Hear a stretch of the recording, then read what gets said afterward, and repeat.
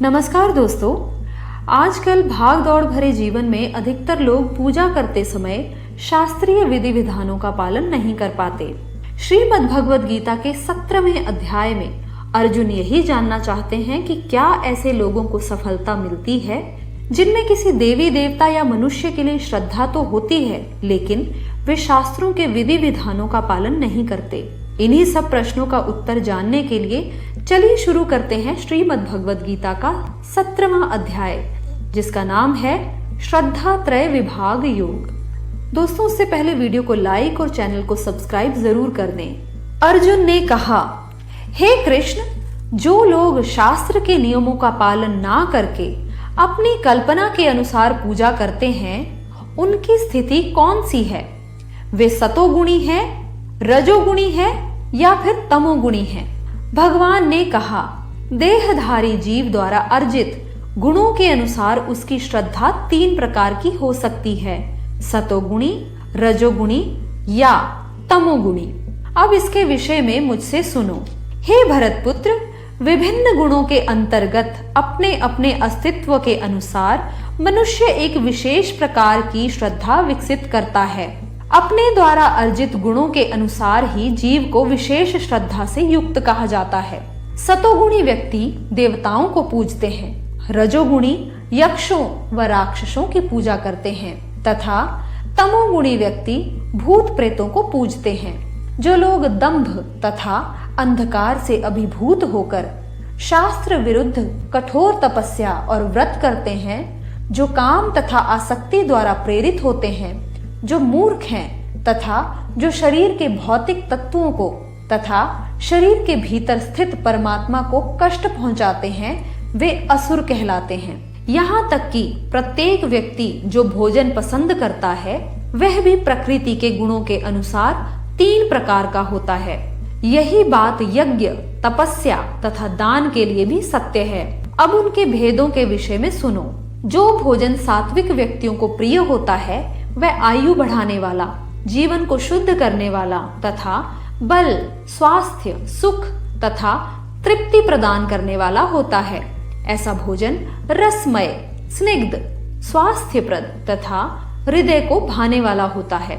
अत्यधिक तिक्त, खट्टे, नमकीन, चटपटे, शुष्क तथा जलन उत्पन्न करने वाले भोजन रजोगुणी व्यक्तियों को प्रिय होते हैं। ऐसे भोजन दुख, शोक तथा रोग उत्पन्न करने वाले होते हैं। खाने से 3 घंटे पूर्व पकाया गया स्वादहीन, वियोजित एवं सड़ा, जूठा तथा अस्पृश्य वस्तुओं से युक्त भोजन उन लोगों को प्रिय होता है जो तामसी होते हैं। यज्ञों में वही यज्ञ सात्विक होता है जो शास्त्र के निर्देशानुसार कर्तव्य समझकर उन लोगों के द्वारा किया जाता है जो फल की इच्छा नहीं करते।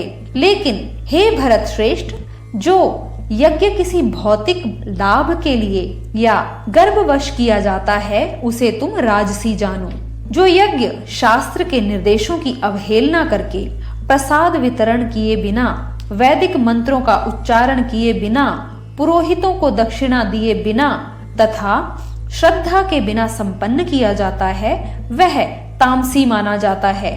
परमेश्वर, ब्राह्मणों, गुरु, माता पिता जैसे गुरुजनों की पूजा करना तथा पवित्रता, सरलता, ब्रह्मचर्य और अहिंसा ही शारीरिक तपस्या है। सच्चे, भाने वाले, हितकर तथा अन्यों को क्षुब्ध ना करने वाले वाक्य बोलना और वैदिक साहित्य का नियमित पारायण करना, यही वाणी की तपस्या है। तथा संतोष, सरलता, गंभीरता, आत्मसंयम एवं जीवन की शुद्धि, ये मन की तपस्याएं हैं। भौतिक लाभ की इच्छा ना करने वाले तथा केवल परमेश्वर में प्रवृत्त मनुष्यों द्वारा दिव्य श्रद्धा से संपन्न यह 3 प्रकार की तपस्या सात्विक तपस्या कहलाती है। जो तपस्या दंभ पूर्वक तथा सम्मान, सत्कार एवं पूजा कराने के लिए संपन्न की जाती है, वह रजोगुणी कहलाती है। यह ना तो स्थायी होती है और ना ही शाश्वत होती है। मूर्खतावश आत्म उत्पीड़न के लिए या अन्यों को विनष्ट करने या हानि पहुंचाने के लिए जो तपस्या की जाती है, वह तामसी कहलाती है। जो दान कर्तव्य समझकर किसी प्रत्युपकार की आशा के बिना समुचित काल तथा स्थान में और योग्य व्यक्ति को दिया जाता है वह सात्विक माना जाता है, किंतु जो दान प्रत्युपकार की भावना से या कर्म फल की इच्छा से या अनिच्छा पूर्वक किया जाता है वह रजोगुणी कहलाता है, तथा जो दान किसी अपवित्र स्थान में अनुचित समय में किसी अयोग्य व्यक्ति को या बिना समुचित ध्यान तथा आदर से दिया जाता है वह तामसी कहलाता है।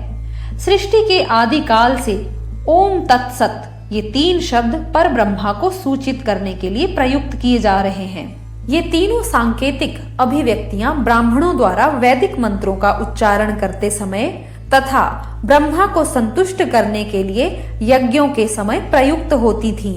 अतएव योगी जन ब्रह्मा की प्राप्ति के लिए शास्त्रीय विधि के अनुसार यज्ञ, दान तथा तप की समस्त क्रियाओं का शुभारंभ सदैव ओम से करते हैं।